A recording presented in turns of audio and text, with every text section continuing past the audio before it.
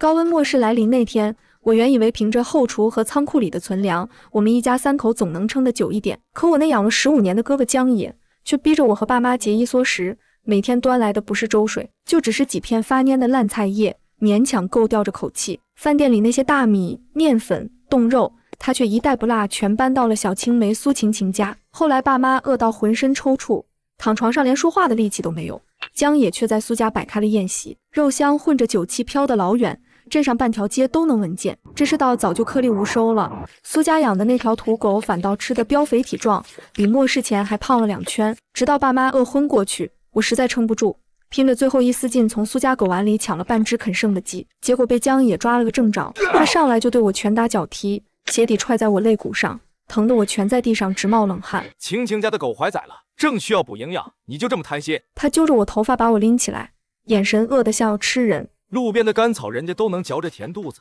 你就不能忍忍？我那时候饿得浑身发软，连抬手挡一下的力气都没有，最后竟被他活活打死在苏家院外的墙角。在睁眼时，我居然回到了末世来临的前3天。饭店里正忙着种午饭，江野突然冲过来，当着满屋子客人的面狠狠甩了我一巴掌。我手里攥着的那沓现金是我攒了大半年的压岁钱，本来想给他交大学学费的，这会儿哗啦啦全散在地上，有的还飘到了客人脚边。江野甩了甩手掌，脸上是那种倨傲的冷，像我们家欠了他几百万似的。我说过，我不需要江家的怜悯。他瞥了眼地上的钱，语气更冲。你这钱我更看不上。看着眼前这一幕，我脑子懵了好几秒才反应过来，上一世就是这样。我听说他为学费发愁，兴冲冲从抽屉里翻出压箱底的钱，想在店里当着爸妈的面给他，让他也高兴高兴。可他偏觉得我是故意当众让他没面子，发了好大一场火。之后干脆连着7天没回家。那时候地表温度已经飙到50度，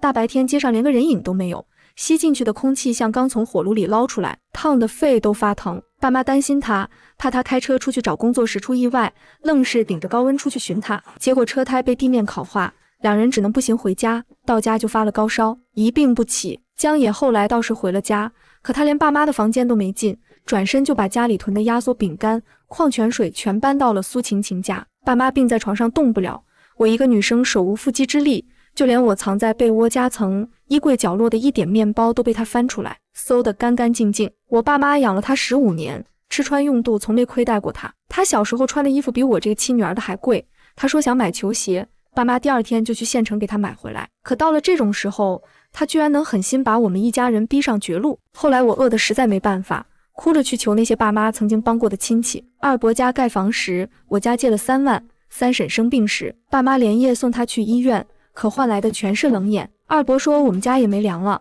三婶干脆隔着门说别来沾晦气。那时候我才懂，人心原来能这么寒凉。我揉了揉发烫的脸颊，抬头看向一脸冷漠的江野，声音没像上一世那样发颤。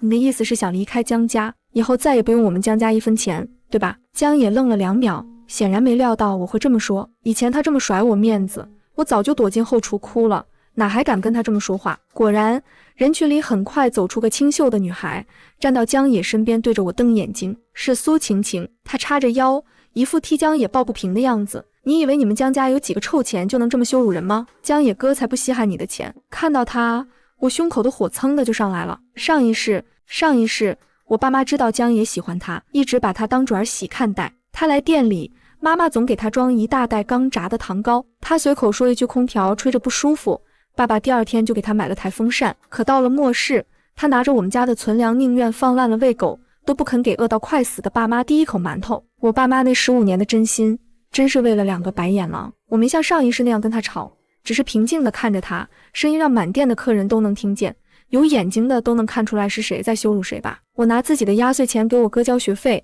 怎么就成羞辱了？客人们果然开始附和。对啊，这小姑娘多懂事啊，哪是羞辱人，不领情就算了，还动手打人，这小伙子也太过分了。江野的脸涨得有点红，抿紧嘴没说话，伸手牵住苏晴晴的手，转身就要走。我在他身后补了一句，声音很稳，这话是你自己说的，以后不再需要我们江家任何帮助，我会跟爸妈说，从今天起我们和你断绝关系。江野的脚步顿了一下，回头看我的时候，眼神里全是不耐烦。你以为我在乎你们家这几个钱？不就是开了个小饭店吗？有什么了不起的？我没再跟他废话，蹲下身捡地上的钱，一张张铝瓶塞进外套口袋里。回到后院，我看到爸妈坐在桌边，眼睛红着。妈妈一见我就扑上来抱住我，声音发颤。原来他们也重生了。我擦干眼泪说道：爸妈，我们搬到城里去。末世一来，城里至少能保证每户每天1小时供电。我们当天就在门口贴了本店倒闭的告示，对外说要去外地打工。亲戚们果然围过来冷嘲热讽，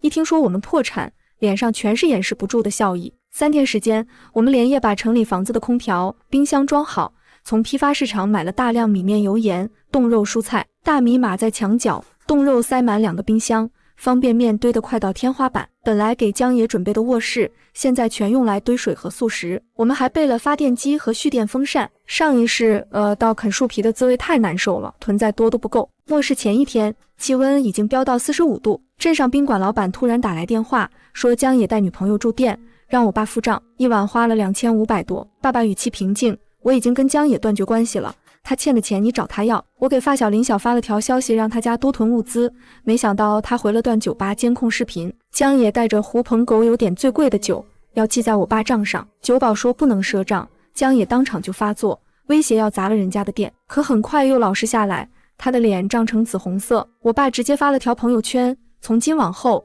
江野不再是我儿子，他所作所为所欠债务均与江家无关，还附上了他在饭店说不就是开个小饭店嘛的视频。林晓发来消息，江野看到朋友圈时脸一阵青一阵白。当晚老宅监控拍到苏家一家子堵在门口要借住，江野犹豫了一下，最后砸开门锁让他们进去。我坐在空调房里啃着苹果，看着监控里他们兴高采烈的样子冷笑，空房子而已，让他们住，正好尝尝我们上一世受的罪。第二天凌晨，气温已经飙到70度，窗外玉米地一夜之间竟然全被烤枯。老宅监控里，苏家人把房子当成了自己家，苏晴晴翻出我的旧衣服试穿，只有江野坐立不安，反复点开我爸那条断绝关系的动态发呆。当晚10点，监控因为断电突然黑屏，江野的电话立刻打来，让我爸妈充电费。我说凭什么？你没有自己的爸妈吗？之后他发了几十条短信骂我，我果断把手机调成静音，然后抱着薯片睡了。第二天，我做了一大盆捞汁海鲜拍照发给江野，他的电话立刻打来，命令我送水送吃的给他们，还要充1万的电费。我没说话，直接把他拉黑了。到了80度的高温，街上超市菜市场全关了门。监控里，苏家粮食快吃完了，苏晴晴冷着脸让江野去地窖搬红薯，他气喘吁吁背回来，没想到又被苏母催着做饭。上一世我就是这样被他逼着出门找食物，现在终于轮到他了。3天后，我看到老宅一片狼藉，江野一个人躺在地上，胳膊以不正常的角度弯曲，脸上全是伤，看来有人趁乱上门抢劫了。监控里，江野突然爬起来，对着摄像头跪下：爸妈、妹妹，我知道错了，求你们来接我。我看着他这副样子，心里一点波澜都没有。上一世他把我打死在墙角，看着爸妈饿死不管不顾，现在这点苦算什么？有一天社区送来救援物资是几块冷冻鸡肉，我想起上一世就是为了抢苏家狗碗里的半只鸡被他打死。我把鸡汤照片发到朋友圈，然后把江野从黑名单拉出来，就是要让他看看我们过得多好。他的消息立刻弹来：好妹妹，我知道错了，来接我吧。我喝完鲜美的鸡汤，把碗洗干净，慢悠悠地把他重新拉黑。几天后，城里停电了，爸爸拖出发电机，强力风扇转起来时，我们总算松了口气。我打开老宅监控，只见江野躺在门口台阶上，胳膊上的伤口发黑流脓，苍蝇在旁边打转。苏家人关着门，仿佛外面躺着的不是曾经的摇钱树。他挣扎着想爬进屋，苏晴晴却拿拖把将他推回去。臭死了，你不许进来！江野嘶哑着喊，这还是我的家啊！苏母冲出来一脚踹在他肚子上，要不是你没用，江家能不要你吗？江野吐了口血倒在地上，苏母转身锁上门，任由他在外面呻吟。他绝望地躺在地上，目光落在监控红灯上，大概知道我们可能在看，眼泪混着灰尘流下来，嘴张了张，最后只发出绝望的哭吼。2天后再打开监控，江野已经没了动静，身体僵硬地蜷缩在台阶上。这时苏弟弟在屋里哭喊饿，苏母从厨房拿出一把菜刀，阳光照在刀刃上闪着冷光，下一秒监控变黑屏了。随着日子一天天过去，物资越来越少，楼里有人精神失常跳了楼，业主群里说话的人也越来越少。这天有人发了段视频求水，一个2、3岁的小孩躺在沙发上，嘴唇干裂，连哭的力气都没有。我看向家里最后一箱矿泉水，爸爸说现在不像之前那么乱了，我们今天少喝一口，救救这个孩子吧。随后妈妈倒了半瓶水在保温杯里，我悄悄送到她家门口，敲了敲门就走。群里那人发了孩子喝水的照片，大家看到开始互相打气。没多久，社区发来通知，高温预计5天内结束，请大家坚持住。接下来的几天，太阳已经没那么刺眼了，晚上偶尔也有凉风。我们把最后一点物资省下来，每天只吃1顿，全靠信念坚持着。第5天的凌晨，天空突然一声巨响，雨点噼里啪啦砸在窗户上。我和爸妈冲到窗边推开窗，凉爽的风迎面吹来，带着雨水的清新。这时小区里传来欢呼声，有人跑到楼下在雨里放声大哭。我靠在妈妈的怀里，眼泪也不自觉掉了下来。这场雨来得太及时了，我们终于熬过了最难的日子，终于可以活下去了。